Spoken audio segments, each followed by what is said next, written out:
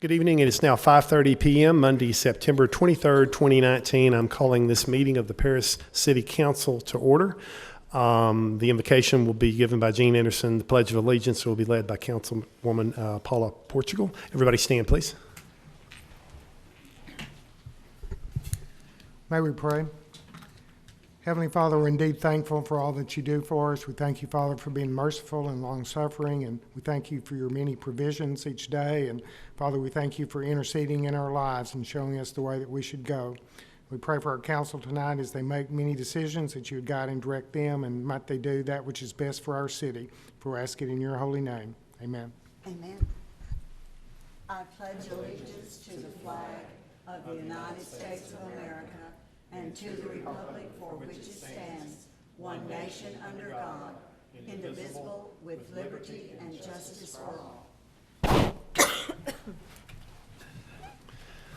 All right, next is the Citizens Forum. Persons desiring to address the council must limit their presentation to no more than 2 minutes.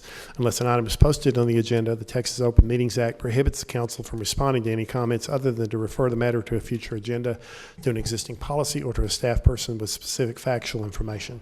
Claims against the city, council members, or employees, as well as individual personal appeals, are not appropriate for Citizens Forum.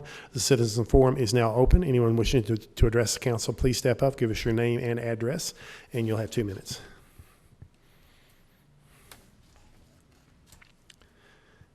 Seeing none, I will close the Citizens Forum.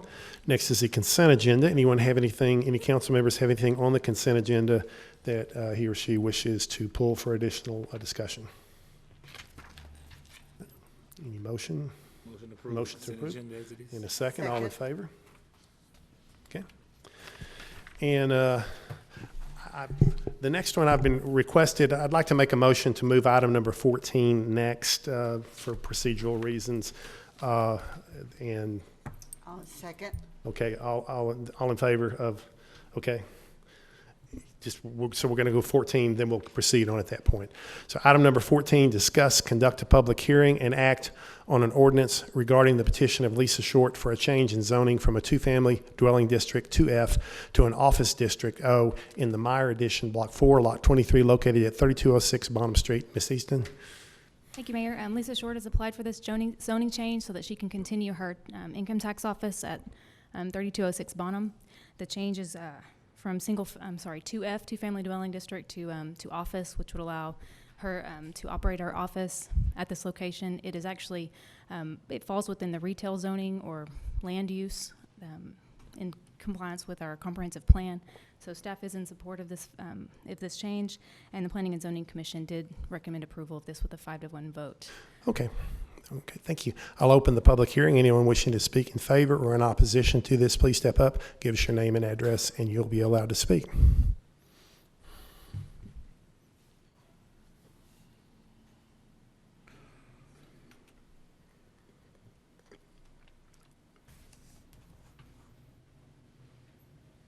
Hi, my name's Lisa Short. I own the business at 3206 Bottom Street. I've been there 32 years. I have a nice little business there, you know. I've never had any complaints. I've never had any fines. I've always paid my taxes there and my permits. And my neighbors seem to think for some reason if I get a zone change that their taxes will go up and their property values will go down. And I keep telling them that's not true. It's on 82 West Business. It's a very busy highway. You know, the speed limit's 45 miles an hour. There's businesses all up and down the street. There's 3 churches down 32nd. There's a beauty shop, you know, and no one's ever had any problems. And I hope y'all vote for me tonight to change the zoning. It would be a big deal for me to move all my license and permits to get a new place, and it would take time. And I'm real nervous about it, you know. I've been there a long time. I help a lot of people out in the community. I can afford not to charge them much because I've been there for so long. My place is paid for. And most people in the neighborhood come to me, and the elderly ones I do help out a lot. And anybody who comes to me, I'll help them. And appreciate your vote. Thank you. Thank you.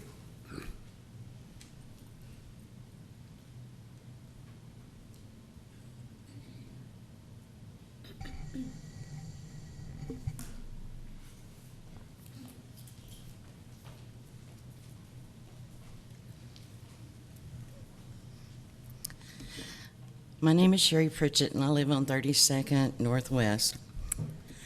I'm here to support this zoning change because there is a future land use plan for Bonham Street. This request falls within that plan. Ms. Short has operated this tax service for 30 years and has got permits from the city to operate it, and she's paid business taxes to the city, and there hasn't ever been a problem.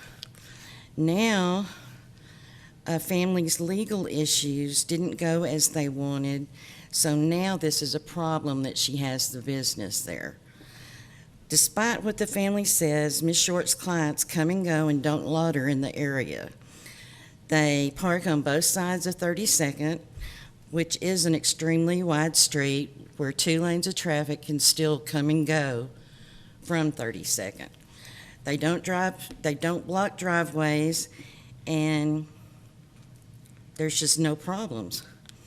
To my knowledge, there's no incidents that's been reported due to this extra traffic, and she has grown her business over the years, but it is still very manageable at this location. Being located on Business State Highway 82, there are numerous businesses in operation there. For anything from small business to retail business, churches, body shops, numerous, fast food, everything. And it should be a part of the community. It's been there so long, and there are people that don't even realize it is there, so that's not interfering with anybody. And I'm also kind of disillusioned when a property came before the council a couple of months ago, and it fell into that future land usage plan, but it was denied. I feel like, being from West Paris, I've been there basically my whole life, and it seems like you're still trying to say, West Paris, we don't care. I know we said we approve this future land plan. However, we're going to do what we want to do. I feel as though you are stewards of Paris. You manage Paris. And as good stewards, I feel like you should do the right thing and approve this rezoning issue. Thank you. Thank you.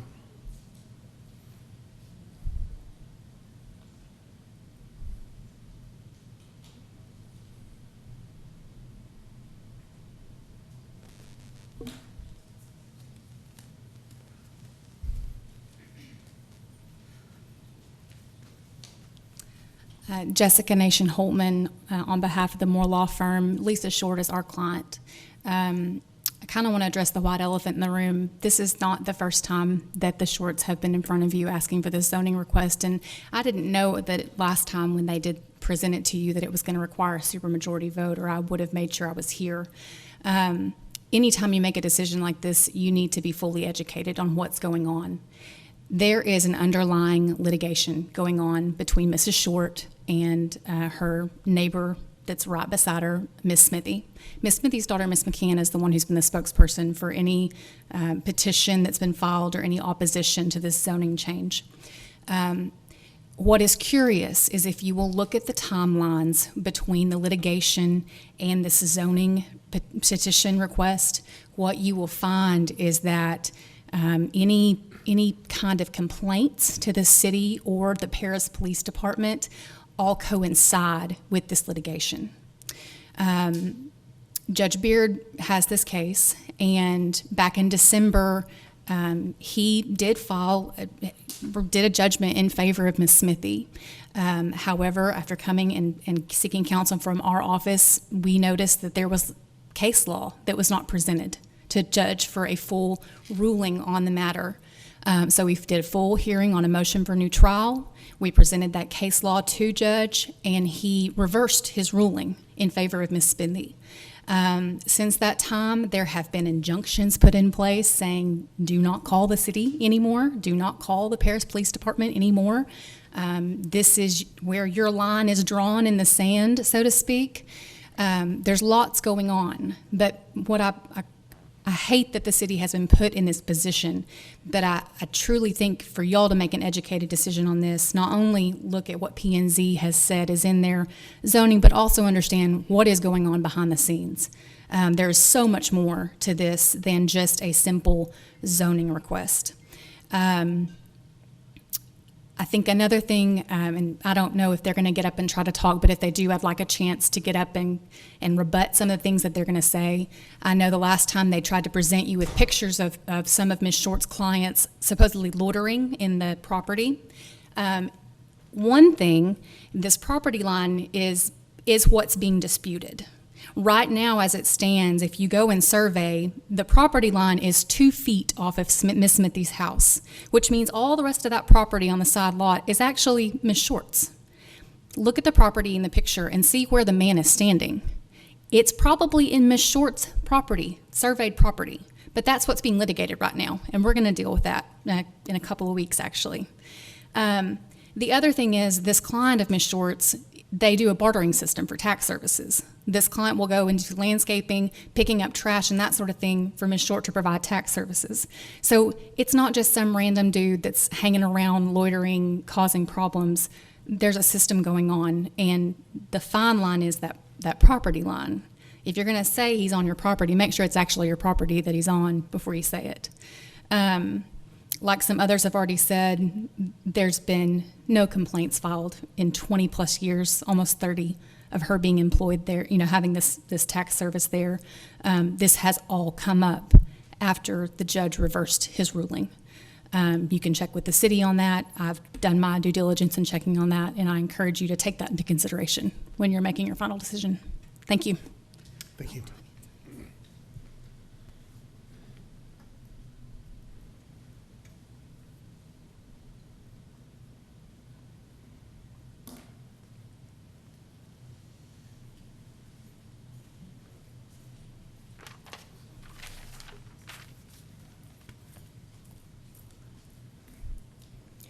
Hi, I'm Kim McCann. I'm at 3220 Bonham Street.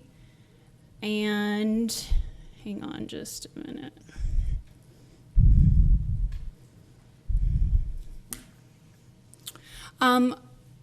Some of the allegations you just heard are untrue and unfounded, and whenever somebody actually does enter onto our property, we do have video footage. So I have photos, video, I can prove anything that has been stated here. I'm not making up any information. So I just wanted to start that out.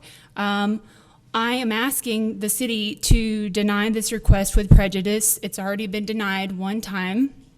The allegation of opposition resulting from a neighbor dispute, it's untrue and unfounded, like I said. It's been expressed 4 times that more than half of the neighborhood does not want rezoning to occur. This is not a neighbor dispute. This is a neighborhood dispute. There is more than one person in opposition to this rezoning request. Let me also reiterate, Lisa Short does not live in our neighborhood. The neighbors opposing this request live there, and they do not want a business operating near their homes. Businesses on Bonham Street are not nearby. They are more than several blocks away from the perimeter of our neighborhood. The question of why is this a problem now if she's been operating all this time has come up. It's a problem because the neighborhood wants the area to remain residential. Lisa Short needs to be in a more fitting location with a parking lot to accommodate her growing clientele. Her clients are forced to park on the street, and at most times they park illegally, the wrong way on the street and too close to a stop sign. State law says no parking within 30 feet of a stop sign. This is a recurring violation with her clients because they have no convenient parking available to them. You all have already been presented with photos illustrating the traffic hazard, as well as multiple petitions and the disturbance that you can see the traffic hazard and the disturbance the customer parking creates. That alone should be cause for concern for the city to move her business to a true business district. Our neighborhood is asking the city council to deny Lisa Short's request with prejudice. Thank you. Thank you.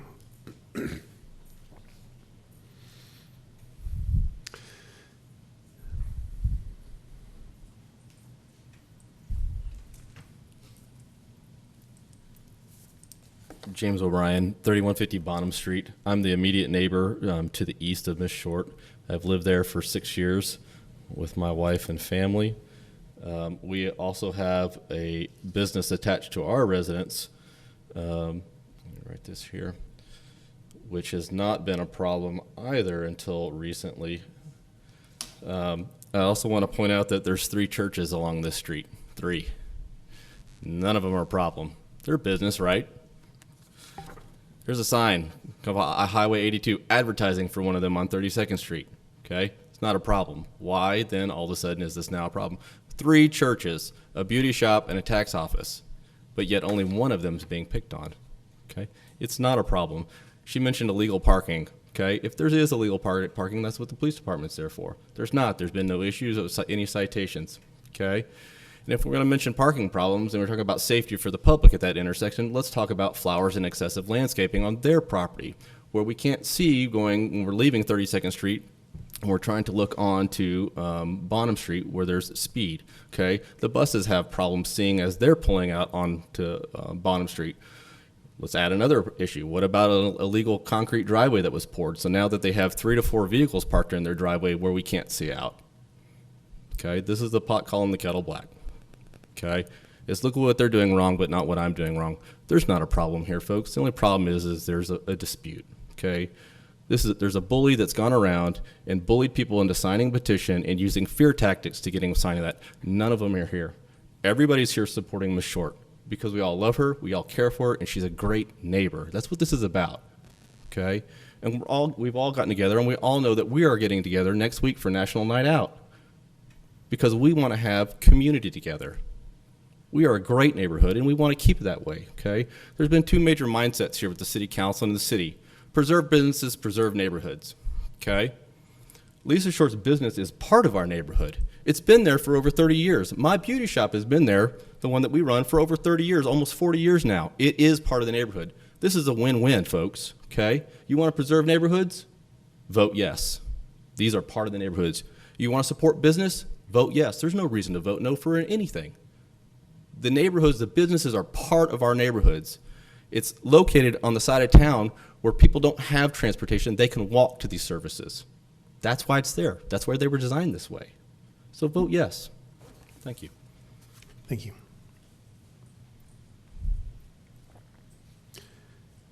Anyone else? Seeing none, I will close the public hearing. There was a petition. I want to ask the city attorney's opinion on the petition as to whether or not we have to have a supermajority. The petition was not sufficient. It did not have the signatures of the owners of a great enough percentage of the property in that 200-foot zone, so a supermajority vote is not required to approve. Okay. All right, well, I'm going to start the discussion. I think this is an easy decision to make. We need to vote to approve this. This one's been there for not as long as I've been here, but a long time. And I agree with Dr. O'Brien. This would be a real disservice to shut her down after all these years when she's part of that community. Plus, it's consistent with the future land use plan. Why would we not approve this? That's my opinion.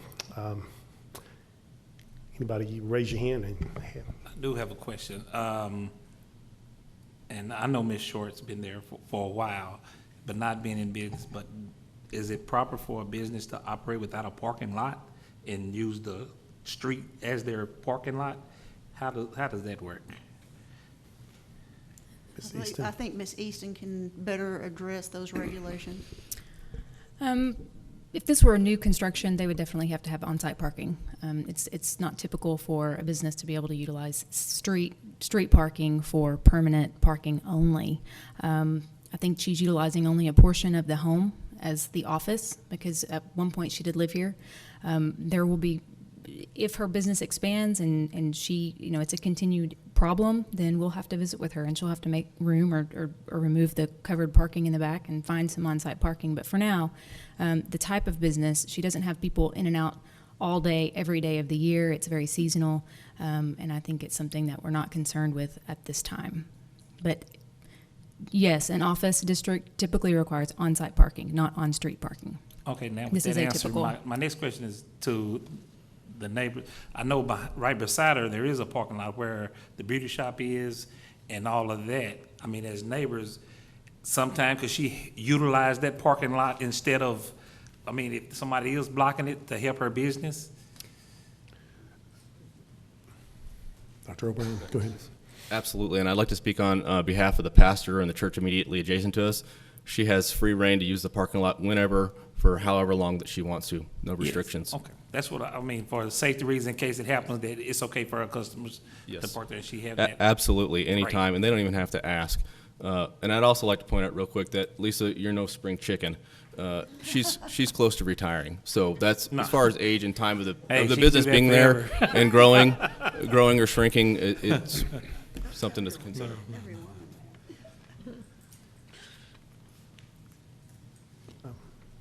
I'm in agreement with the mayor, and we have a future use permit or plan for a reason, and that's to, a lot of this area to go into commercial development, retail, we hope one of these days, and this is hopefully the domino we start in that direction. Ms. Short's business has been there for 35 years. We want her to stay there, and you definitely have my vote on the thing. I know Dr. O'Brien said a lot of people are supporting Ms. Short here. Can everybody stand who is with Ms. Short? Thank you. Can everybody stand who's opposing Ms. Short? This is the problem that I have now, and I've educated myself on this zoning. If I'm supporting something, I'm going to be there. And it looks like the people that signed the petition, it's not that grave of a concern for them because they're not even here trying to support the cause. So, Ms. Short, I apologize publicly to you from the last vote that, you've been in business that long. I think it probably is more of a personal thing than it is a business decision. So, and you have that support, and I don't see the support on the other side. I stick with my vote from the first time in favor of Ms. Short. Ms. Knox? I do too. I stick with my vote in favor of Ms. Short as well. All right, well, let's have a motion. I move to approve the zoning change from, to office. I second it. All in favor? Passes.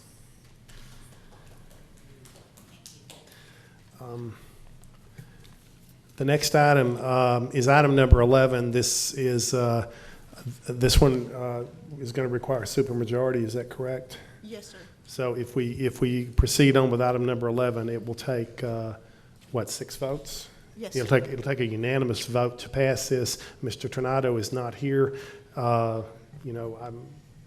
We've been just putting these off till everybody's here. I don't know when that's going to be, but I guess that's what we need to do on this one as well.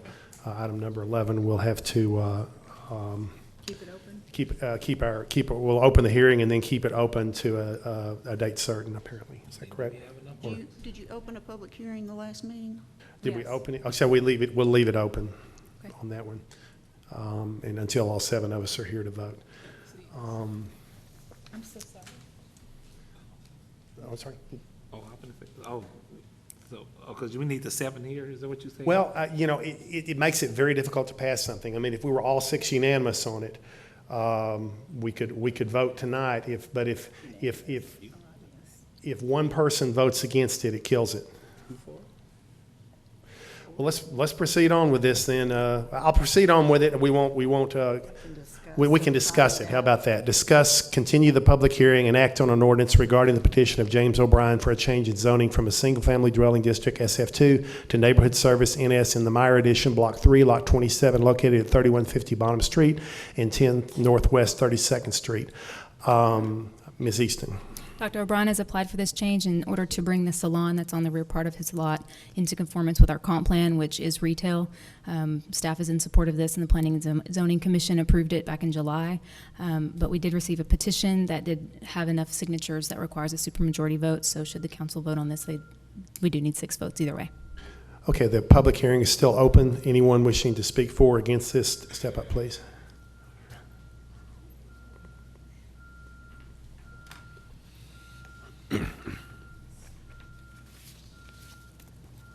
Hi, my name's Lisa Short, and I'm across the street from Mr. O'Brien, and that beauty shop's been there for 49 years. I've been there 32, so I've been through a lot of changes with the beauty shop, and it's always been a nice, quiet little place.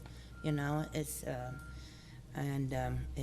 there's really never any problem over there. You know, they have adequate everything. The place is all nice and clean, and there's, you know, no problem. It's a good little place for local people to go to, and if they don't have transportation, they can just walk there, and a lot of women use their services. And I'd appreciate it if you pass his vote too. Thank you. Thank you.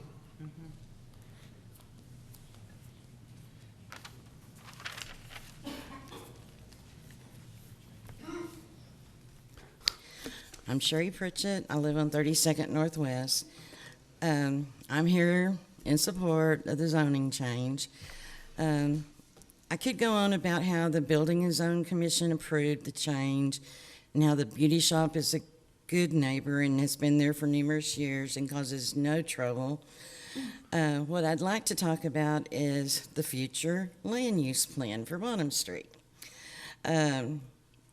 This change they're requesting falls within that plan, and as such, it should be approved so any future issues coming up regarding the zoning can prevent wasting everyone's time and city resources.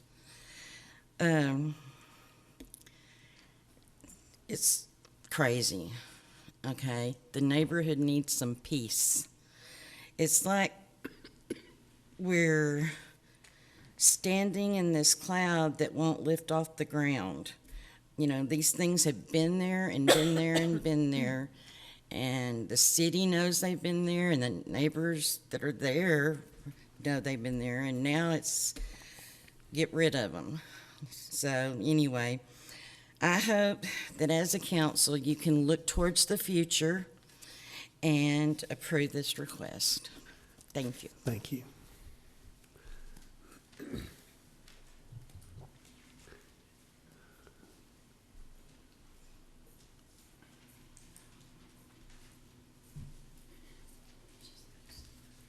Hello, Kim McCann, 3220 Bonham Street. The message is not get rid of the businesses that are existing. The message is the neighborhood wants it to remain residential. That's the message. I feel like it's getting a bit misconstrued with the information that you guys are being provided.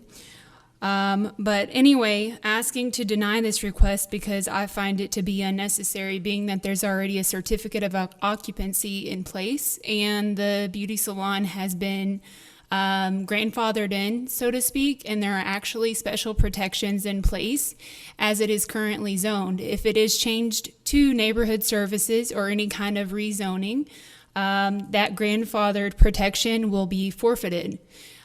Just because Mr. O'Brien states that he doesn't have any plans in changing it, that doesn't necessarily protect the future of the beauty salon that has been there for a long time. There are no issues with the beauty salon, being that it is quiet, they are by appointment. It seems like appointment only. They have their own parking area. There's no kind of traffic hazards or anything like that. But I don't see the rezoning to be necessary. So I'm asking you to deny this request. Thank you.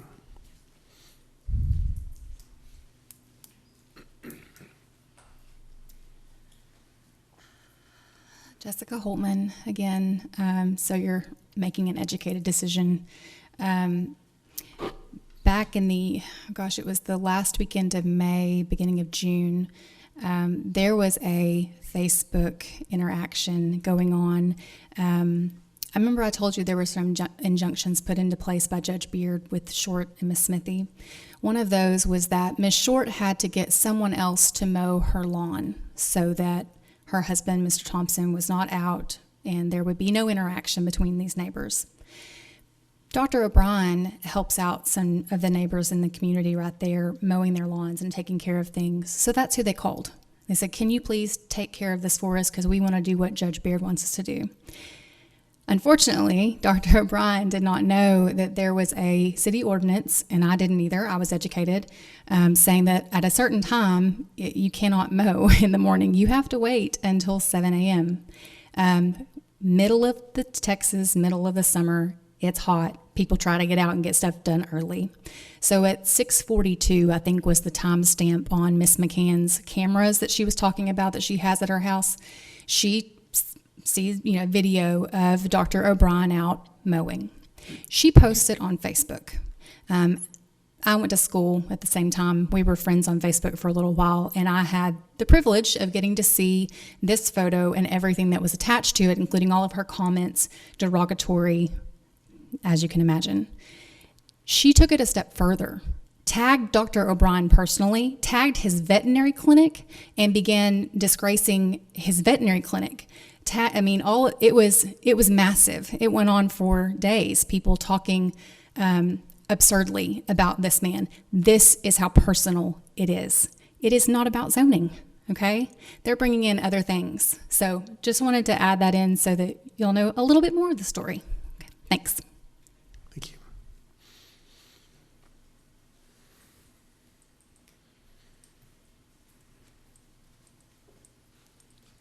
James O'Brien, and that, I'd like to say that hurt, but I kind of expected it, and this is what she was referring to. And I lost clients over that, and that's a different legal matter that can be taken up separately. Trying to do a good deed, and yes, I do help people out. I don't have a lawn mowing service, but there's a 1.5 acre lot directly across the street from me owned by Mr. Wright, who I help mow his lawn. Miss Thelma, who lived immediately next door to me, Mr. Terry Allen, who owns Allen Auto Part, one of the other commercial businesses on 32nd or on Bonham Street. I helped mow her lawn for over 5 years. And then Miss Short, I also helped take care of the church behind me. Never asked for a penny from my neighbors. That's what neighbors do for each other. Okay. And my neighbor asked me for help, so it's one more yard to mow. So yeah, I got up a little early. I got visited by the city of Paris. They told me it was too early, and there hasn't been another incident since. So I can be taught, and I apologize for that. But I thought that the retribution was a little bit excessive, a little bit personal. Back to the reason for the change is to protect my renter. This beauty shop was built from the ground up in the 70s. It was designed from the slab up to be a beauty shop, nothing else. And that's all it will ever be. And while there is a legal non-conforming use, the certificate of occupancy has been issued, and it is valid for the current tenant. But what changes a certificate of occupancy? What conditions do you know where the current tenant may have to reapply for it? If you don't know, then I suggest we look into that, because while her statement was true, there is a current certificate of occupancy, it may need to be issued again. Okay, if she expands her business, she gets another associate in there. There are many variables that may cause that. So while it's there now, we are trying to protect our tenant and our neighborhood and the business because of this behavior. That's the only reason I'm doing this. I did not have to do this. After consulting with the city and talking to them, it was recommended that I spend the $200 for this application to do this, to protect my tenant. I've not done it in the other 6 years that we've been here. There's been no need. But this put it on the radar. This here put it on the radar. This is not neighborhood. I'd also like to point out, maybe inappropriately, but this is a map from all of the crime reports. All of the 911 calls over complaints of our property. None of them validated. If you want to see this, it's online. You can see this all from that property.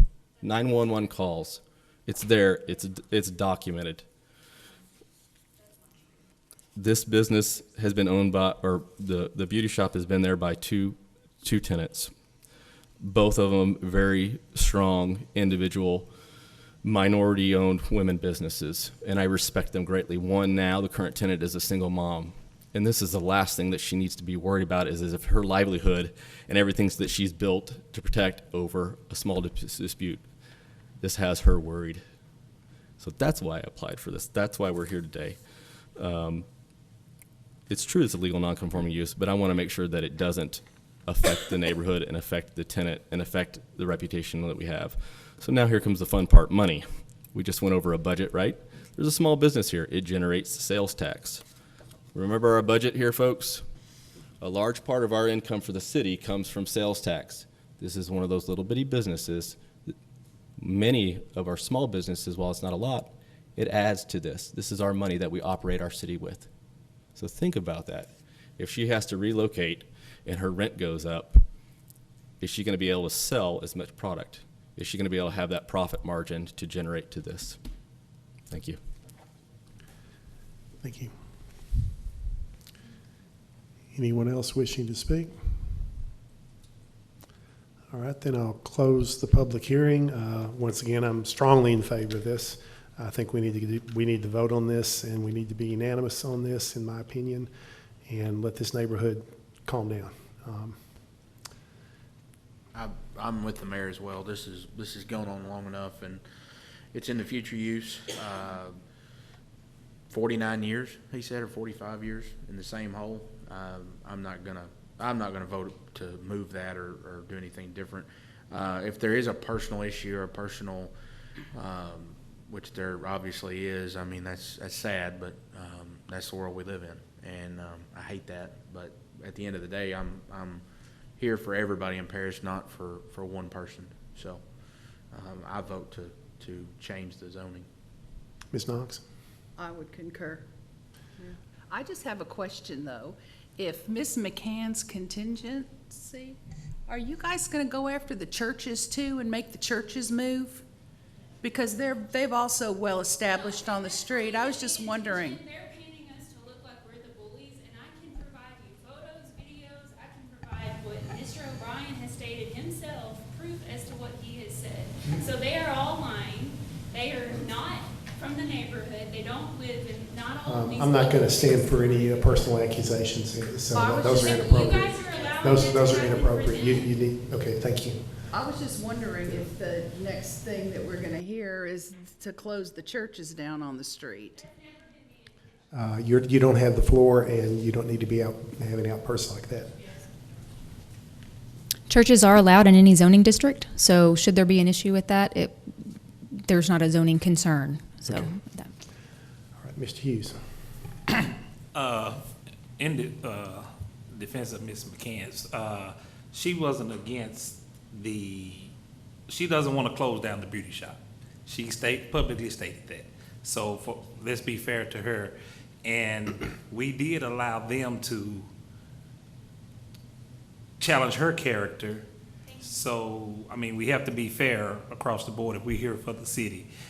And that's what, I mean, I want to make sure that I hold my stance on that. Now, as far as the beauty shop itself, I'm in complete support of keeping it. But, I mean, the personal attacks, I mean, I think the city council should have stopped it when it was happening to her, and we didn't. But I apologize for that. And, but I'm in support of keeping it. Ms. Stone. And I want to apologize to her for the personal attacks, but we just need to go forward because of if the planning and zoning was in place and we didn't put it in place all the way. It's been in the works for a while. So we just need to go ahead and do what our plans for the future holds for us. Ms. Portugal. I agree. I think neighborhood services is a good zoning change for this property. Anyone want to make a motion? I'll make a motion to approve the change of zoning from. Do I have a second? Second. All in favor? Okay, and that meets the supermajority requirement.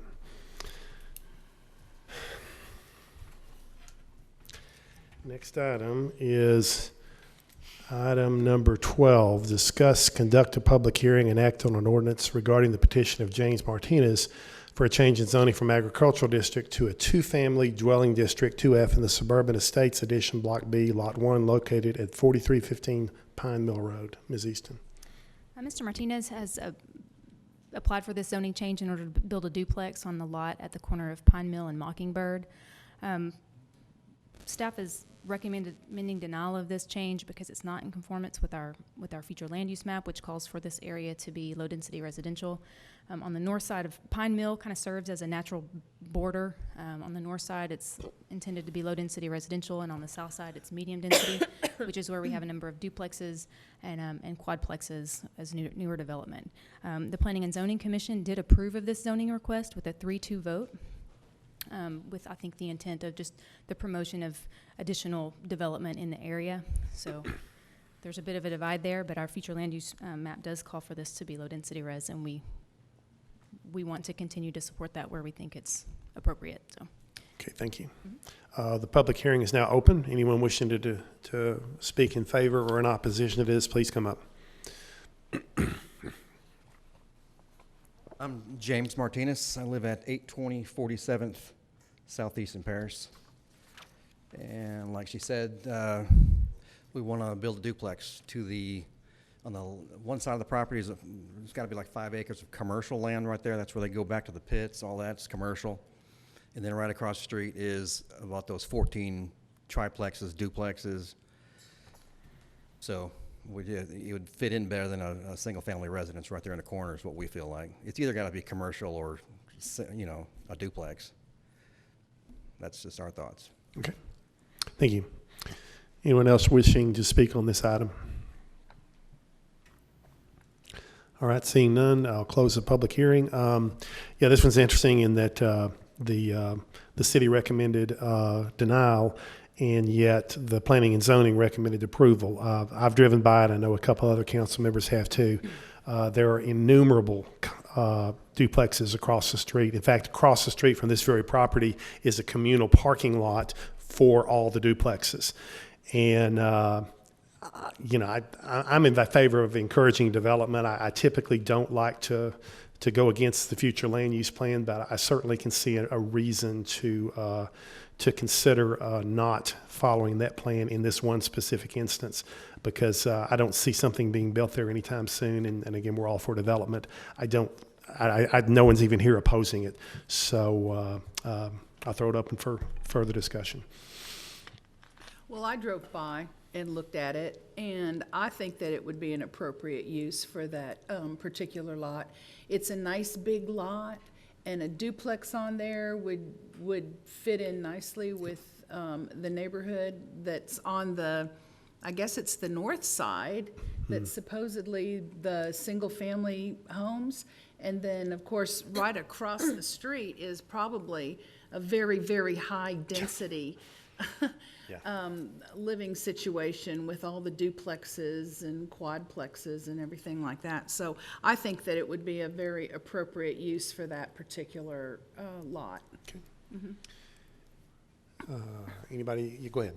Well, it's in my district. I drove by this morning, and I couldn't hear Ms. Easton's reasons that the staff recommended. Could you speak to that just briefly? Well, this is a platted lot that was platted with the subdivision to the north of Pine Mill, and all of those are single-family homes. The two adjacent properties are single-family homes, and we just consider Pine Mill as a natural divide between the multifamily units that are on the south and then the subdivision that's to the north. We're just trying to enforce our comprehensive plan as much as we can, and we feel like the land use plan on this one is appropriate. Okay, thank you. Thank you. You know, I understand that. I understand what Ms. Easton is saying. If they had planned to put a quadplex or something, on there other than just a duplex, then I might have second thoughts. But a duplex, I think, there's ample room for parking, ample room. I mean, there's just a lot of room there, and I think that it would be an appropriate use. I don't usually like to go against the land use plan, you know, that we've got, but in this particular case, I don't see a single-family home going there. I really don't. The majority of planning and zoning agreed. Yeah, oh, is that right? Yeah. With 3-2 Three- vote. It was 3-2, yeah. Yeah. It was a split vote, but it was Yeah. 3-2. I'm looking at the lots across the street there too. There's several of those duplexes across the street that were built on 0.23 acres. This is 0.37, so you got another tenth of an acre, a little more than that, plus 2 side streets. I think it is going against the plan, but I think on this one case, it probably wouldn't, in my opinion, hurt anything. Got any opinions? Anybody else? Infrastructure. I say infrastructure, let's do it. Okay, Ms. Stone, anything? Okay, Ms. Portugal, go I ahead. have just one more question, because I do see some of these rental properties. Do we have any kind of landscaping? I know we require some for commercial, retail. Is there any for multifamily or two-family? Not between a 2F and a single family. I mean, it's not a significant enough difference, so it's not like MF1, which would be multifamily, or a commercial district, then we would have screening and buffering between that and a single family zoning district, but we wouldn't have any specific regulations on this one. Not for Thank you. duplex. That would be my one objection, if it's just built and concrete and, The same applies for the green space in the front yard. You know, they do have to accommodate a certain number of parking spaces per unit, but if there's only 2 units, there's plenty of room on site to do that. Again, it's not because the site's too small or anything like that, and there certainly are good, beautiful examples of duplexes on the south side of the road. It's just, this breaks up what is known as a single-family neighborhood, so that's why we're going with our recommendation. thank you. All right. Any other discussion? I need a motion, one way or the other. I move we change the zoning from agriculture to a two-family dwelling district. All right, got a motion, and I'll second it. Okay, all in favor? Okay, we're going to change it.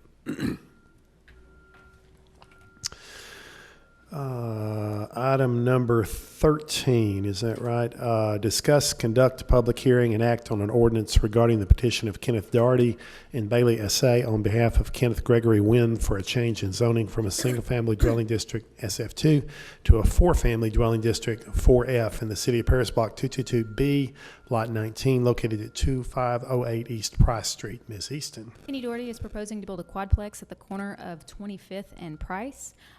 This is an example of the opposite as far as our land use plan. I think when they put together the future land use map on this one, there were some existing single-family homes, and they stuck with that. However, there's been enough change in the neighborhood. We've got multifamily across 25th Street. We've got a number of duplexes and other multifamily units down East Price. So we feel like this is an appropriate change. It conforms with the other properties in the area, and we are recommending approval. Planning and Zoning Commission also recommended approval of this change. Unanimously, right? Yes. Yeah, okay. The public hearing is now open. Anyone wishing to address us regarding this zoning change, please step forward. Seeing no one, I will close the public hearing. Any discussion on the council? All right. I make a motion that we approve this zoning change from SF2 to 4F. Second. All in favor? Thank you. We're keeping you busy tonight, Ms. Easton.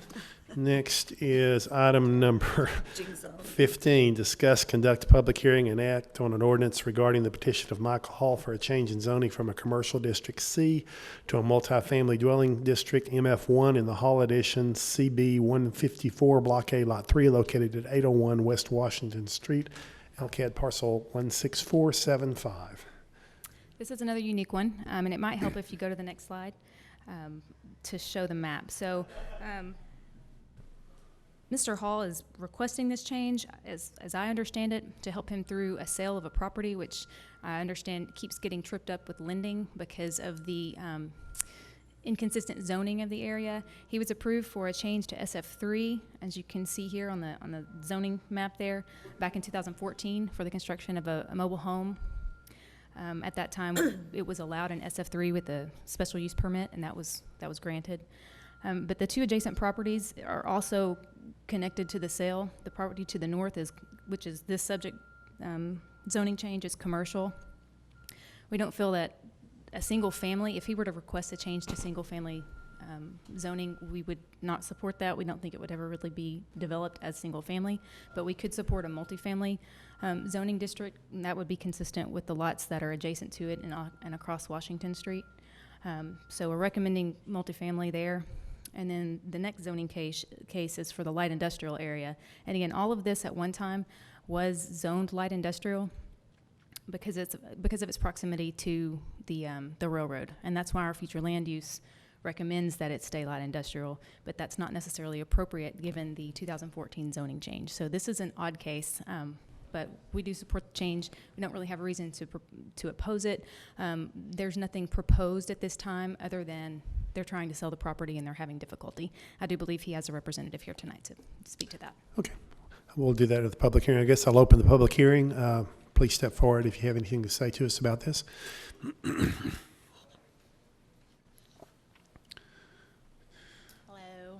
I'm Shelley Stevens. I'm with Century 21 Harvey Properties. I represent Mr. Hall in the sale of the property. We did have the property under contract. We went all the way, made it to the appraisal process. We went through 7 different appraisers. Due to the issue with the zoning being different for all 3 lots, it was deemed by all 7 appraisers that the highest and best use in the lending world would be as commercial. So for Mr. Hall to be able to sell the property as residential, that's somewhat put a huge bump in the road in order for the average person to be able to obtain financing and that sort of thing. After going back and looking at market activity over the previous 2 years from September 17 to September of 2019, we found that commercial and industrial buildings and or properties were very limited in sales in this region of the city, as opposed to residential sales that were quite active in comparison. So in those previous 2 years, there were a total of 5 commercial properties that were sold in that quadrant of the city versus the 42 residential properties that were sold in that quadrant of the city in that same 2-year time frame. So from a real estate standpoint, we certainly feel that residential is the highest and best use for this specific property. Thank you. Anyone else wishing to speak on this item, please step forward. So we need to do this as 2 separate things, correct? I would assume so. Okay.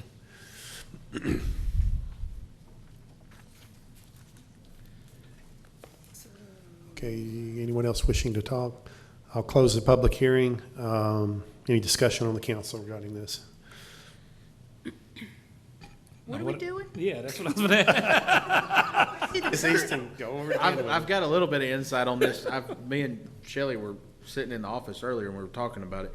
So Mr. Hall owns, there's 3 parcels. Mr. Hall owns the 3 parcels. The SF3, the yellow block, he has a trailer house there. He wants to sell all 3 of his places. Well, in order to sell them to get financing in any kind of financing world, they have to have some kind of ability for zoning to use a comparable property. So commercial property in Paris, there's not been a ton of that sale. Is that right, Shelley, what you came up with? That's right. So the zoning, the city feels comfortable with changing the red block at the top to multifamily because everything across the road is multifamily already. And if you were to put the light industrial or keep it light industrial, you'd have a hard time putting an industrial complex in there because you have a residential lot right in the middle of it. So that railroad, you would have to go backwards on that. So in order to sell the property, you have to get the zoning affirmed to where there's some way to comparably value the property. It'd be really tough for me to see a commercial business come in right across the street from a large multifamily housing area, and it'd be really hard for me to see a commercial industrial or light industrial business come in right next to somebody's house without having fireworks going off. And they would have to have that lot, in my opinion, to utilize that piece of land. So that's kind of where if the SF3 one had been done in 14, I think it'd be talking a different deal. That makes sense, the way I gathered. Well, my question is it going to multifamily or is it going to two-family? Or is it just gonna be a combination of both? Because if you look at 15, it says multifamily, and if you look down to the next one, because you said we'd had to do this in two parts, right? That's right. We're recommending that the commercial property go to multifamily, which is consistent with the properties across Washington Street. But the light industrial portion, across 6th Street is 2F. And so we're recommending that that be more in line with the residential subdivision that's across the street, which is 2F. It's odd. It's gonna leave a multifamily, an SF3, and a 2F, but all of those are residential zoning districts, which I think solves her issue. And then it gives the city a reasonable zoning district that we feel like could be developed in without having to have a future zoning change. I see, So we don't see either of those lots ever developing as a SF3. The likelihood is, we'll get another application for either multifamily or 2F, duplex, triplex. Yeah. And so we don't want to do a zoning change today that we feel like, okay, this property sells and somebody will have to come back and do another zoning change from SF3 to something else. That's answers my question. All right. Any other questions or discussion?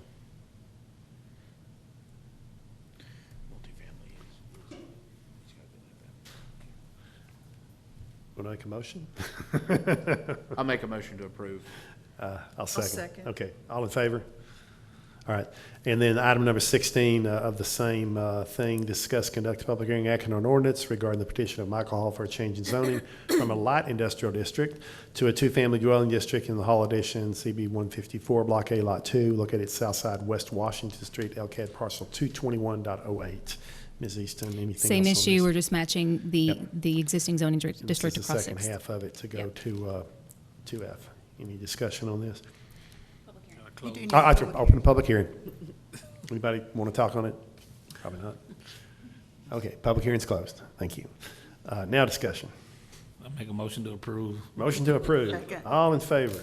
There we go. Okay, great. All right, item number 17, discuss and act on an ordinance amending sections 7-19 permit fees and 34-4 application and fee for water and sewer taps of the Code of Ordinances to conform with state law. Ms. Easton. We have not updated our permitting fees in many years. Same for our water and sewer taps. In fact, on those, we don't actually cover the cost of our public works crews to go out and make those taps in many cases. And then recent legislation is requiring that we no longer assess our fees based on project cost or project valuation. So instead, we need to move forward, at least for residential, in charging our fees based on square footage. So that's something that's new September 1st. So we must make this change to at least get our residential permitting fees in accordance with state law. I think in your packet, you've seen the proposed fees. We did look at comparison cities and try to make sure that everything we were proposing was reasonable. The base permit was previously $20, it's now $35, and then there's a number of other changes. If you have any specific questions, I'd be happy to entertain those. Any questions? I think this represents a move forward and lots of hard work on the staff's part. Thanks for doing that. Yes, ma'am. All right. Anybody want to make a motion on this one? I'll make a motion to accept the, or authorize and amend the section 7 through 19 on permit fees, application fees, and for water and sewer taps. Second. All in favor? Passes. Item number 18, discuss and act on an ordinance authorizing and directing the Director of Finance to transfer funds from unencumbered appropriation balances to overexpended accounts for fiscal year 2019-2020. Gene. This is our annual housekeeping ordinance that we do every year to increase some of the department's budget to cover anticipated expenditures, and we're able to reduce other departments who have an excess appropriation so that we're not raising the total budget in this process. So we're requesting that you allow me to make the necessary changes. All right, anybody have any questions for Gene? All right, make a motion, we Authorize and direct the Director of Finance to transfer these funds from unencumbered appropriation balances to overexpended accounts. Second. All in favor? All right. And item number 19, discuss and act on budget amendments to the PEDC budget fiscal year 2018-2019. Mr. Hernandez, I saw him in here earlier, but he is not here, I guess. He's outside? Oh, he's in the bathroom, okay.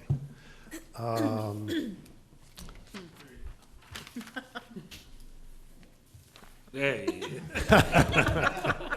You're on.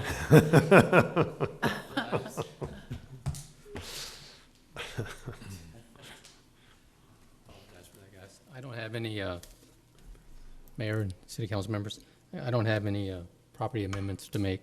I'm presenting on the PDC and make some budget changements so that we can be transparent in our information.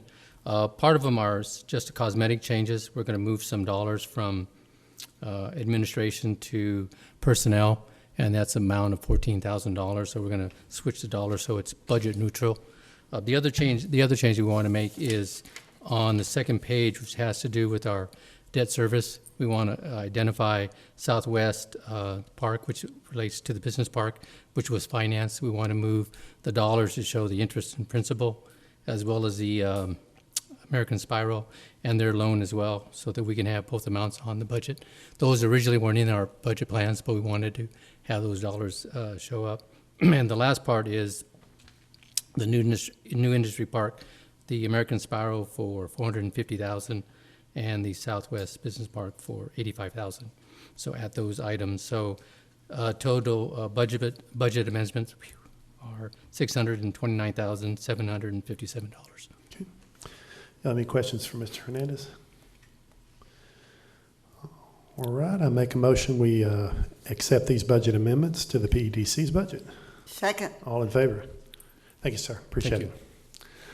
Item number 20, discuss and act on proposals from executive search firms regarding city manager recruitment services. Gene. Okay. The city went out and asked for proposals for executive search firms for the city manager position that's open. We received proposals from 5 different firms. 2 of those firms were able to schedule to be here tonight, the Mercer Group and Baker Tilly. The other 3 firms who did submit proposals could not be here tonight, but they have all indicated that they could be here at our next meeting, which will be October the 14th. If the council wants to wait and hear those. You have in your packets copies of the proposals that they provided. I did a little summary just to kind of summarize the dollar cost and what was included in some of the direct expenses, but there's a lot of detail in those individual proposals. Like I say, we have 2 firms here tonight that would like to do a presentation. If that's agreeable to the council, we will have both of them do that, and the council can decide if it wants to go ahead and choose a firm tonight, or if it wants to wait and hear from the other 3 firms at our next meeting. Okay, thank you. All right, which one is first? I think we'll have the Mercer Group go first. Priscilla Wilson from the Mercer Group is here. If I can pull her presentation up here. Good evening. How you doing? Honey. If you'll clue me in, I will switch these as you need. Good evening. I am Priscilla Wilson, and I am representing the Mercer Group. The clicker, make sure I...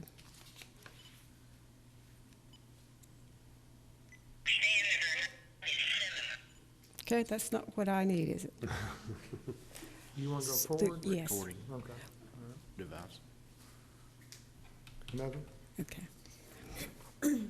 That was Mary's recorder. Actually, is there a clicker? Just point 'cause it it in. would- Called Mr. Yeah, Anderson. just Okay. point it in All and right. he'll click. Then, Tell him Mr. and he'll Anderson, put if the you would go back, slide. I apologize. Okay. Thank you. Okay. All right. Now, Mr. Anderson, if you would go forward, I think I'm where I should be. Okay. First of all, I wanted to say thank you for the opportunity to present to you tonight. The Mercer Group, by the way, has been around for a long time. We're primarily headquartered out of Atlanta, Georgia, but we do have a presence here in the Texas area. So if I may just go over the presentation, I'll be brief, and we'll be happy to answer any questions that you may have. As you can see, we have 17 offices nationwide, and in those offices, we have 22 professional staff. The majority of us are contracted individuals to support the Mercer Group. We have significant staff diversity. Of our 22 individuals who are on the staff, 4 of us are minority, with 2 female, 1 Hispanic, and 1 Asian. And by the way, you can see information on our organization on the website. Information's out there. Mr. Mercer himself has been in business for 38 years. As I indicated to you, we're headquartered out of Atlanta. We specialize in management consulting and executive search. The majority of my work with the group is executive search, serving as the Senior Vice President for the Texas area. We have successfully completed, actually now more than 65 executive searches nationally on an annual basis. Here in the Texas area, we generally average about 5 or 6 searches per year. We have numerous minority and female placements, and we do that based on the needs of the organization. We have a wonderful cadre of individuals that we can call upon, actually thousands of individuals that we are able to call upon based on our service to various organizations, primarily public sector organizations. And we are a veteran-owned firm. Okay. Mr. Jim Mercer has been around for a long time. He is the principal consultant and will be the principal consultant even on this assignment. Mr. Mercer founded the organization. The Mercer Group started out with experience with numerous other consulting firms and decided then to form his own. He was a former vice president of Korn Ferny, and which is, by the way, the world's largest executive firm. He has successfully completed over 2,000 executive searches, primarily in the public sector area. He is the former assistant city manager in the city of Raleigh, North Carolina. Holds a bachelor's degree in industrial management and a master's degree, MBA. He is a graduate of the Executive Development Program at Cornell University, quite prestigious, and he is also a certified management consultant. Very few consultants actually have that certification. The scope of the engagement that we would like to share with you would include a thorough and objective review of the City of Paris's needs. We would provide you proven results-oriented results, information that we gather as a result of our search would be presented to you. In terms of the steps, we first want to get to know you and what your needs are. We want to know what you want in the recruitment brochure. Every city has something unique about it, and we want to make sure that we capture that as we begin the search for the city manager here. We want to understand the dynamics of the job requirements, your expectations of the individual who obtains the position. We'll identify and actively recruit high quality candidates. And we can do that through a number of means, which we would be more than happy to share with you upon receiving the contract. We would also work with your economic development area, your schools, your chamber, to ensure that we have gathered enough information from you and pertinent parties that you identify to ensure that we capture the essence of the position. We would have a detailed screening and evaluation process. Essentially, as we evaluate the candidates for the job, we'll make sure that they meet the criteria that you have established and communicated to us. We then will do a thorough background check. And thorough is not thorough until you have asked us all the questions and we have answered those questions relative to the candidates that are presented before you. We'll then interview the candidates, negotiate the hire, and the Mercer Group actually provides a follow-up within 6 months of the individual being placed with you to ensure that all is going well and to answer any further questions that you may have. So our process in a nutshell is first we would conduct the position analysis, and again that's where we're meeting with you and all the stakeholders that you identify to ensure that we are capturing the essence of the position. We would then do the targeted advertising. One of the documents that we'll talk about is the actual brochure. If you would like to have a brochure completed for the advertising process. What we have found as of late is that most advertising is done via social media and online. And so we would ensure that if we do develop a brochure that is submitted to numerous sources. The candidate resume review process and screening. So we will collect information from a variety of applicants and then present to you what we consider to be the top 6 to 8 candidates. In presenting those 6 to 8, we'll still provide you additional candidates who, for a variety of reasons, we don't place in that top tier. Because we want to make sure that when you review the candidates, if there's something unique about one or the other that isn't in that 6 to 8, that you're able to share that with us and we can then do further research on the individuals. We'll conduct the background checks. Again, we'll do the interview. And all of this, by the way, is based on your schedule. We do have in the document a proposed schedule, but we will certainly be flexible based on the needs of the organization. In terms of the proposed schedule, we are proposing a 70 to 100-day process. It's quite difficult to have a process that's less than that because you want to, again, be thorough with the process and we want to make sure that we give individuals ample time to apply, which typically is a 30-day window, particularly when you place ads in various journals. So the interview process with you, we would want to interview each of you to gather data from you. A week, 10 days should suffice. Then the recruitment process. The reason we have the 30 to 40 days is, again, because generally when you are placing ads, the ads are posted for typically a period of about 30 days.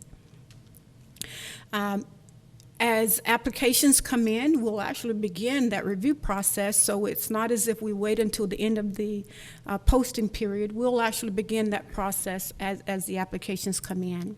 We'll even begin speaking to the candidates and doing a little research on each of them.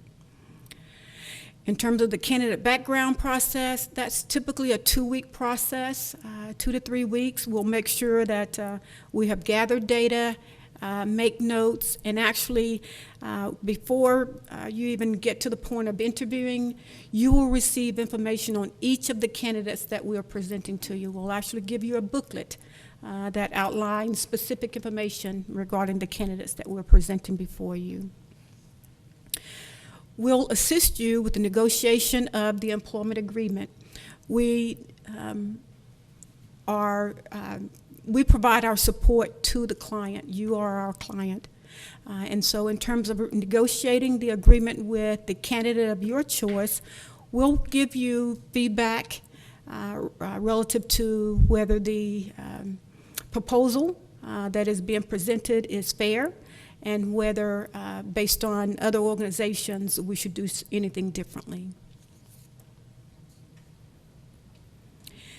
This is just an outline based on that 70 to 100-day time frame and based on the parameters of the search.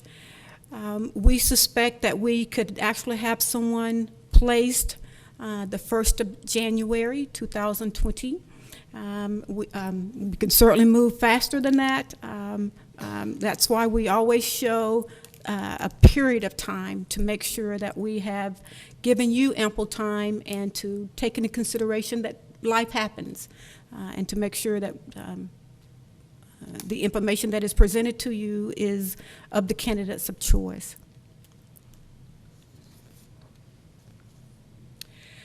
The next 2 pages really contains information about each of us who will be assisting with the search project. I will serve as your lead in this project. I will also share with you this information was presented to you or submitted to you ahead of time, so I will not go through an elaborate review of each of them, but just to give you a little background of myself, I retired from the city of Garland after 16 years of service. I have 30 plus years, though, in public sector. My role with the city of Garland was the senior managing director, where I oversaw human resources and served as an executive on the team.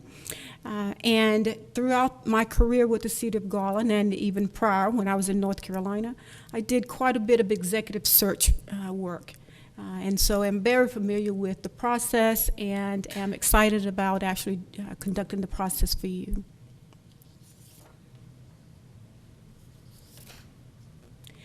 Wanted to share with you the guarantees of the Mercer Group.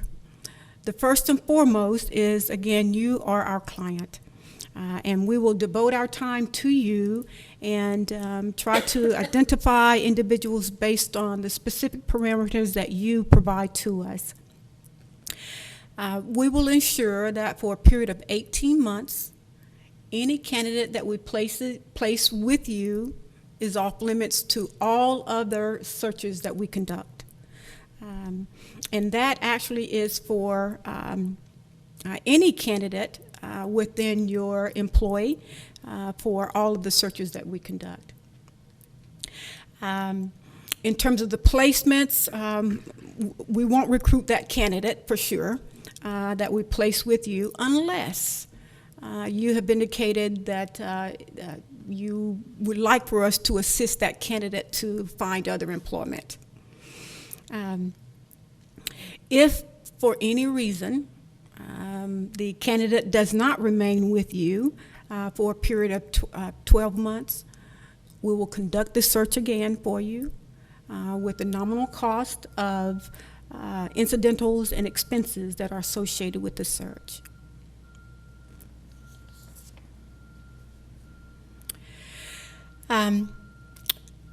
Sometimes an individual who is applying for your position is also applying for another position. We typically try to identify the candidate's strengths for the various positions that he is seeking and place him in the category that we believe he or she should fall. So, for example, if we are conducting a search with Paris and another search with a sister city, we'll communicate to the candidate you have to select which role you'd like to, that is most convenient and most appropriate for you. If asked to disclose information about candidate names that are off limits, we'll be happy to share that with you. If in fact you are interested in a candidate who may be at another city, we'll let you know whether we place that candidate and whether or not that candidate is one that we can pursue. We will not be misleading in any way. Essentially, we will provide information to you timely, accurately, and ensure that it meets all of the letter of the law. Resume floating, I actually don't think you have that to worry about with most public sector firms. For the most part, our work is through the client, and we receive our fee through you. And lastly, again, you're the client. We do not represent the individuals, we present the individuals to you, and we communicate that to them upon selecting them. Here is just an example of one of the brochures that we have completed. I actually have a couple of copies of that brochure, which I'll give to you in just a moment. But it's really just to make sure that we identify all of the wonderful things about the organization and the community, so that individuals who are applying for positions the position can actually see that the city of Paris has much to offer, both in terms of the community, the schools, and all of the housing opportunities here.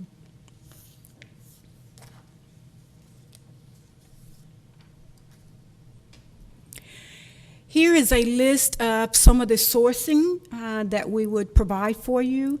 It could be all or a few of these organizations or sites.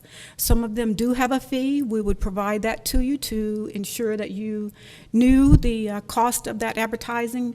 Most, by the way, do have a 30-day period of time, but we could certainly make it shorter if you prefer. But for the most part, these are sites that we have used on a number of bases and have been very successful with these searches.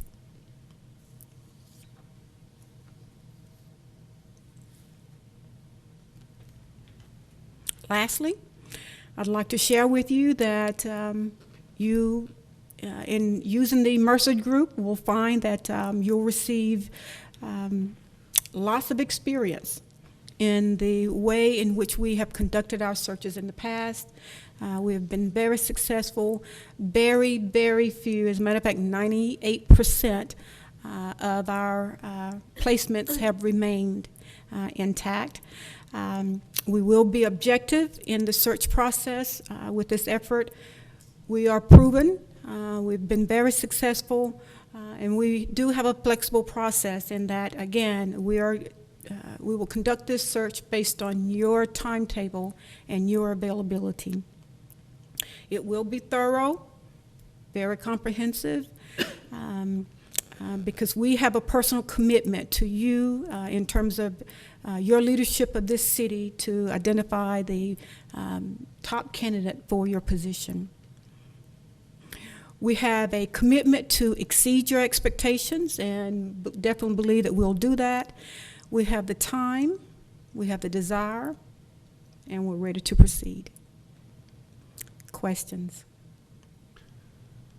Any questions for Ms. Williams? I had one question. Well, I'm Yes. sorry. Oh, go ahead. You say that when a client, not a client, when a candidate applies, that through your company, they won't apply for another job in a nearby city. But is there anything, are they still allowed to apply through a different company? You know, there's several companies. Basically, you're saying that they can't apply through your company, but they can still apply for that job through a different company, or would that work? How would that work? They can still apply. We will take their application for each of the searches that we're conducting. Okay. However, we will not place them in, we will only place them in one of these locations. And so we'll have a very succinct discussion with them to identify which one is most comparable based on their skill sets. Yes, they are certainly welcome to apply with other search firms, most of them. Okay. Go ahead, you had a question. Thank you, Ms. Wilson. Do you have a figure in your mind for a city the size of Paris about how many applicants you might receive for our job? We have averaged about 60 applications for actually the majority of our searches, and would suspect that we would receive approximately that for yours. Thank you. Okay. Thank you. Anyone else have any questions? All right. Thank you very much Thank for your you. presentation, Ms. Williams. We appreciate it. Thank you.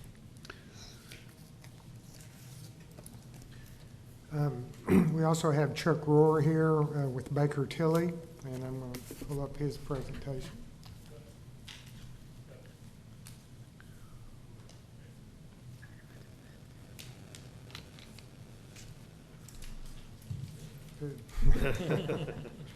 We're bored. He's out in the construction zone.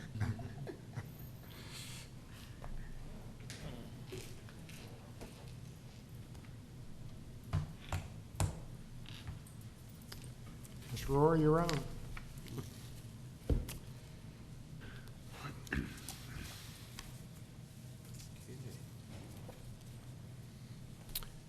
Mayor and Council, Chuck Rohr, representing Baker Tilly.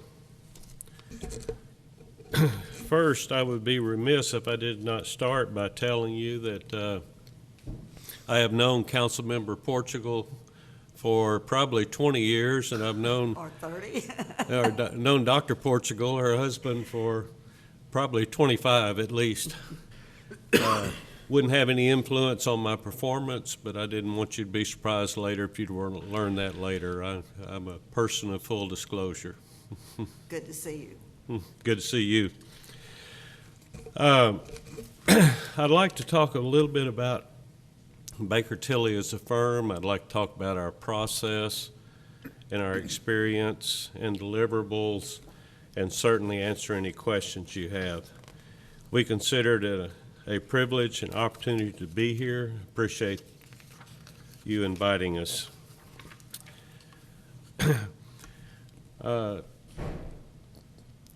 We became Baker Tilly as a firm in April. Prior to that, we were Springstead Waters. Prior to that, we were Waters, and it's been a succession of companies, but the good news is it's been the same people and the same proven processes throughout that. I personally have been involved in executive recruitment in the public sector since 1992, and I've lost count how many executive recruitments I've managed, but somewhere 400 or 500, somewhere in that order, in the public sector, and quite a few of those in Texas.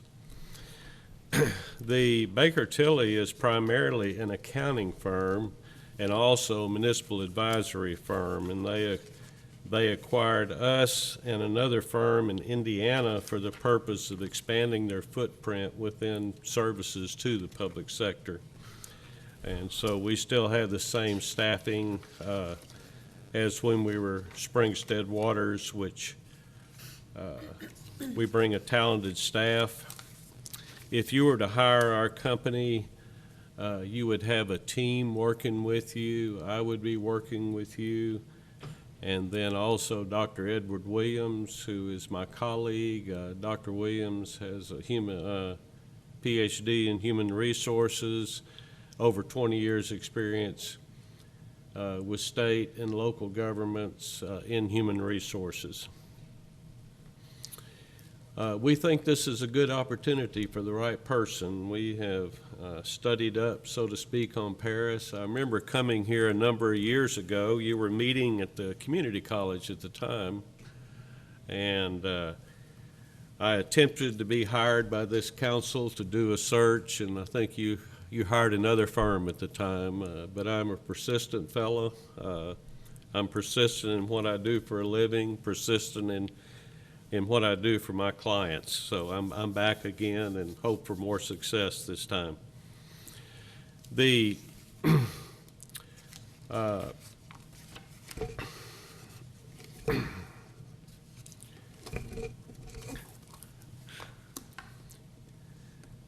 There's three things the right search firm can bring.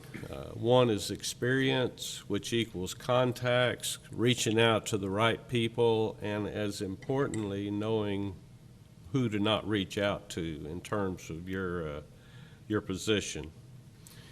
We can bring the right technology. We have a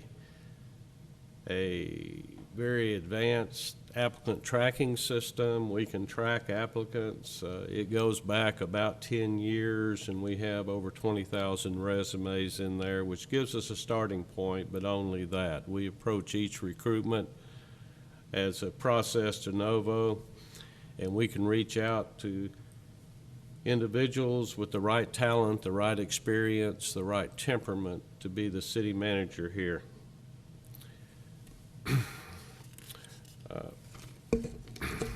We have a 5-step process with some options. Let me, in case you're wondering, I'm not going straight down that, because if I did, I'd keep you here till 9 or 10 o'clock, and you'd be very angry with me, and I know you wouldn't hire me. So I'm trying to précis this a little bit, if you will. The first task of those 5 is where we spend a lot of time, a lot of energy, and that is creating a recruitment profile. It's extremely important. We know what type of individual you're seeking,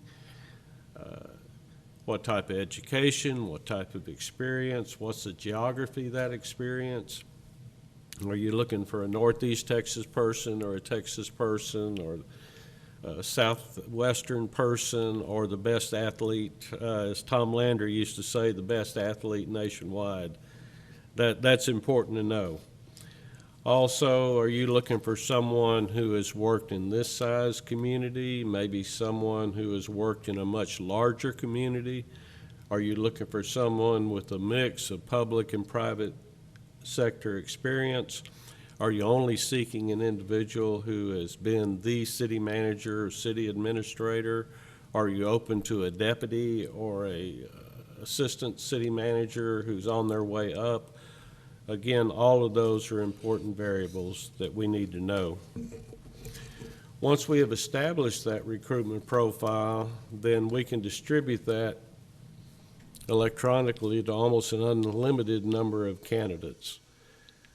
When I first started doing executive recruitment in the early 90s, we used to do a letter, and then we would have a 3 or 4 page profile. We would attach a letter to that, put it in an envelope, put a stamp on it, and we were spending about $5 each, is the long and the short of it, which limited our ability to reach out to candidates. Now we do that primarily electronically and follow up with phone calls.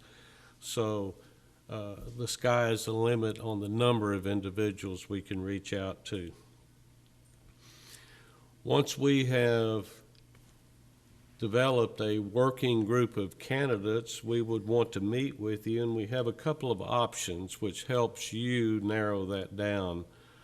One of those is for the semifinalists, the 10 or 12 that we think have the closest experience to what you said you were looking for, then we would suggest at that point recorded videos. We have those individuals respond to 3 questions with a limit of 3 minutes each, and then you can watch those videos, score those for each question, and that would create a composite score among this group. It does not at all, in any sense, replace face-to-face interviews. We strongly advocate that, but it's simply a tool to get from 12 or 13 or 14 people down to a more reasonable group of 4, 5, 6 that you can actually interview. But that's an option. The recorded videos, some clients like it, some don't. So we would not impose our will on you in that sense, but I think you would find it's a useful tool. It doesn't cost you any additional money. It's included in the base service. Once we have got this down to a finalist group, 4, 5, 6, ever how many candidates you want to bring to Paris to actually interview, then we suggest utilizing our management style analysis, which is a sophisticated tool that looks at 3 things. It looks at how the candidate thinks, how the candidate works, how the candidate relates to others. And all 3 of those are critical in a city manager. What we suggest is that you take that same instrument. You go on the line, you spend about 40, 45 minutes, and that creates a baseline for the city of Paris. Doesn't apply to Greenville, doesn't apply to Dallas, doesn't apply to Austin. It applies to Paris, Texas. And then we have that baseline. Then when you do have the finalists, we can compare how those individuals fit compared to what you said you were looking for in certain competencies and behaviors. Again, that does not cost you any additional money. That's included in our proposal. Our team will be with you throughout this process. Either Dr. Williams or I would be present when you interview candidates, when we discuss candidates. In some cases, both of us, usually one or the other. And then also we would be present and help you negotiate a contract with the successful applicant. If you needed guidance on compensation parameters, then we would do that as part of our service. And then we stand behind this. We don't walk away from you. We offer a triple guarantee, and the three parts of that is the one that most clients pay most attention to is we guarantee the placement for 2 years. The individual will stay with you at least 2 years. By guarantee, I mean if he or she does not, then we'll do the process over again for out-of-pocket expenses only. We also guarantee that we won't solicit that person away from you. If we place a city manager here, we're not going to come back in 2 years or 3 years or 4 years and say, well, here's a better gig over here. For several reasons. One is it just wouldn't be right. And secondly, we're taxpayers too. It's important to us that you be satisfied customers, and if we were to do that, we couldn't say pick up the phone and call Paris. It would be at our jeopardy if we were to do that. And then thirdly, we pledge as part of that guarantee was we'll work with you until you hire a city manager. If we were to bring you a group of candidates and at the end of the day you said, well, Chuck, those are good people, they're just not for us, then we will continue to work under that original contract until you do hire a city manager. I mentioned earlier there's three things a search firm needs to bring to you. It needs to bring to you experience and network. It needs to bring to you the right technology, and it needs to bring to you commitment. And we're going to be committed to this process. Your success is our success. The other thing I'd like to leave you with is that we have no relationships, contractual or otherwise, to find any individuals a job. Now, on occasion, somebody calls and said, can I pay you to look at my resume? I'm not going to get interviews. Then I'll do that pro bono, just for the good of the profession. But we will not enter into an agreement with any individual to help him or her find a job, because our commitment has to be to the client. If I had a contract with Joe or Sally to find Joe or Sally a job, they may ask about this job, and then I can't work both sides of that sidewalk. So our commitment is going to be to the City of Paris. We'll treat candidates with respect and cordiality, but at the end of the day, our loyalty will be to the City of Paris. And then it's all detailed in our proposal, but we work on an all-inclusive fee. You know exactly what your costs are, no hidden costs, no surprises. The only thing not included in that fee is the cost of whatever it is to bring those final candidates here to Paris. You would, for the interview process, you would have that cost whether you had a firm or not, and I have no way of predicting where they are right now. They could be in Chicago, they could be in Milwaukee, they could be next door, so we really don't know at this point. But we are, and I don't want to drive your thinking, or perhaps I am by doing this, but let me mention this. You said earlier you might open this up to additional discussion of firms in October. There's two very important conferences coming up in October. We'll be at both. We'll be at the Texas Municipal League, which is a great place to market this position. We'll be at the International City County Management Association. We'll have a booth at both. And if you were to defer that decision until mid-October, you're going to lose those opportunities unless you have a search firm working on your behalf. So from my selfish perspective, you need to hire Ms. Wilson or myself, or my team, if you will. So I probably said enough. Again, it's not, it's certainly your choice. You need to have a search firm you're comfortable with, but you're going to lose a golden opportunity if you don't have somebody working on your behalf for those two conferences. May I answer your questions? I'd like to know what pool you might expect. 60 applicants, 40, 80? What would be average for a city of our size? Well, I'm quite often asked that. I'm reasonably certain you'll get 50, 60, 70, but what we look at is the quality of the pool, because speaking honestly, when we advertise these, we advertise the individual have at least a bachelor's degree and X years of experience in public administration, related field, graduate degree preferred, on and on and on that we advertise. And we don't reach out to these individuals, but we'll get individuals, no disrespect to fast food restaurants, but we get managers literally of fast food restaurants. I guess their premise being, I can manage Restaurant X, therefore I can manage the city of Paris. Or we'll get individuals who are on perhaps they have governmental experience, but it's the first line. They've never really managed a team of individuals. So even if we got 300 resumes, there'd be a certain percent.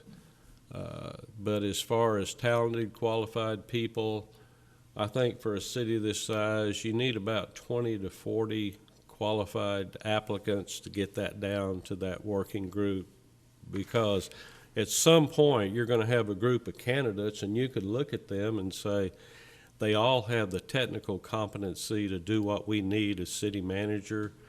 The question is, do we want to work with that individual? By we, I mean this mayor and council want to work with that individual on a daily basis. Does our staff want to work with that individual on a daily basis? And most importantly, does our community want to relate to that individual as a city manager on a daily basis? So all of those are critical. And I think in most recruitments in Texas, we'll get 40 to 60, sometimes more than that. But again, I pay a lot more attention to quality than I do quantity. Good answer, thank you. You're welcome. Any other questions? Thank you again for your presentation, sir. We appreciate it. Well, thanks for the invitation. Thank you. All right. Well, Gene, I'll ask you a question. There's 3 other firms that are listed here. If we were to wait for one of their presentations, first off, when would that be, and how many would come? Our next meeting right now is scheduled for the 14th of October. That's our first regular meeting in October. 3 more weeks from now, yeah.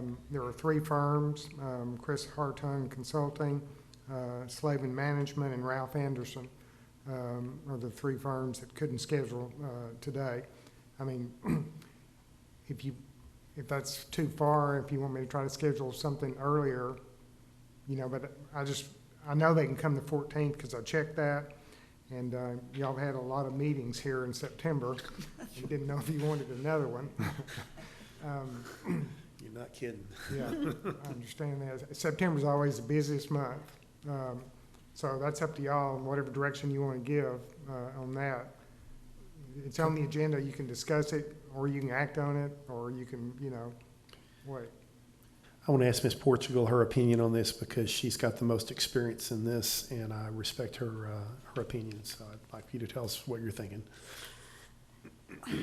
Well, I think Mr. Rohr did make a very good point about marketing the city of Paris at TML, which is October 9th, 10th, and 11th. And ICMA is the next week or so. The 20th to the 24th. 20th, yeah. So, I've been to many ICMA meetings, and there are usually maybe 5,000 city managers from all over, all under one roof. So your, That's my only, so your inclination would be to accept someone tonight? Is that what you're saying? you know, it's the unknown. We don't know what we would hear, what we would learn differently. I think a lot of us on the council were, Is there any way we could schedule next, I hate to say this, but next Monday? And just to interview those three, I mean, we're kind of we need to be in an expedited process, in my opinion. Not only just because we're gonna miss TML and the other conference, but we need to get, in my opinion, I'd like to see the ball rolling on this thing.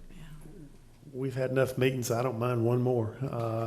If mean, they that's could, all if they could make it here, that's the question. If y'all give me a date or dates, I will contact them Next, a tomorrow. week from today? Monday at 5:30, Okay, the 30th of September? yeah. Okay. that's Just do a next special Monday. meeting just for that, and then we'll get out of here. I'd like to take advantage of the marketing opportunities at those two meetings as well. Go ahead and get it rolling. Maybe we can get a decision made next week and get it rolling as well. I'd be all for that. If they can't make it, are we just gonna still meet and make a decision?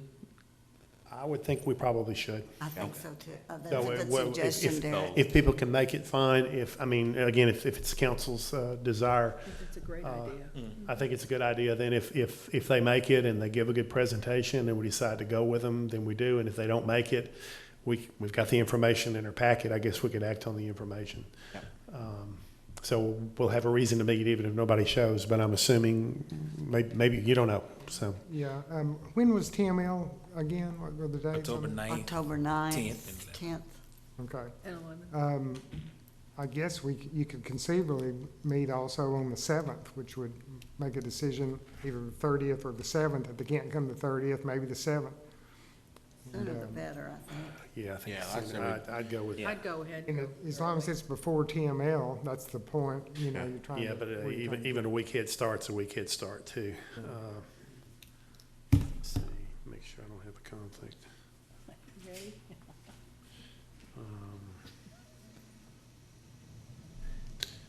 Let's see. Yeah, either day work for me, but, My calendar. any feeling on the council? Y'all wanna try next week if they can make it? I guess if you find that no one can make it, maybe you send us an email and we could tentatively decide to go wait another week. I mean, let's say, worst case scenario, nobody makes it next week, but all three of them can make it the week after next, then maybe we would consider doing that. But let's tentatively go ahead and schedule for a week from today, if that's all right with y'all. Works for me. Fine by me. Okay. All right. Yes, ma'am. Yes, ma'am. Hate to impose one other consideration is that even, we too will be represented at both conferences. If you interview in 2 weeks, the problem is we would all like to interview you so that we have an idea of what we're looking for in the candidates. So in preparing the brochure, that has to be completed generally also before the recruiting. So. Okay, thank you. All right. Yep. So I guess no action on this item other than instruct a new meeting. Item 21, future events. Any suggestions? I guess we just had future events. Anything else? Motion for adjournment. So moved. All right.